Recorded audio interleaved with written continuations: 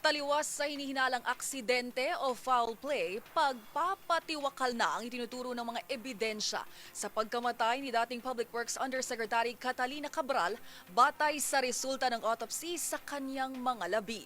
Una sa balitang yan, si Edniel Parosa. Suicide ang itinuturo sa ngayon ng mga ebidensyang nakalap sa pagkasawi ni dating Public Works Undersecretary Maria Catalina Cabral. Yan ang sinabi ni Acting PNP Chief Police Lieutenant General Jose Melencio Nartates Jr. matapos isalang sa autopsy ang mga labi nitong weekend. Pero sa ambush interview sa Bulacan, binanggit ni Nartates na hahayaan pa nilang gumulong ang investigasyon at nagpapatuloy na forensics bago tuluyang malaman ang ikinamatay ng dating opisyal.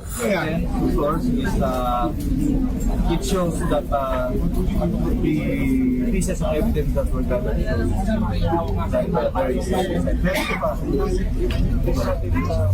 Una nang inihayag ni Interior Secretary John Vic Remulla na walang lumalabas na foul play sa insidente.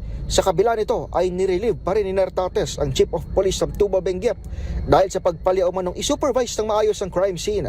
Kabilang sa mga itinuro ni Nartates na pagkukulang ng police sa ground ay ang pag-ibigay ng cellphone ni Cabral sa kanyang pamilya, maging hindi agad pagselyo sa tinuluyan nitong kwarto sa hotel.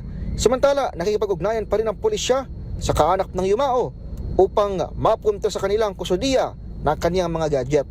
Kasama si Cabral sa kung ilarawan ni Remulla ay architect ng flood control scandal sa DPWH. Para sa MBC TV Network News, ito si Edniel Parosa ng DZRH, una sa Pilipinas, una sa Pilipino.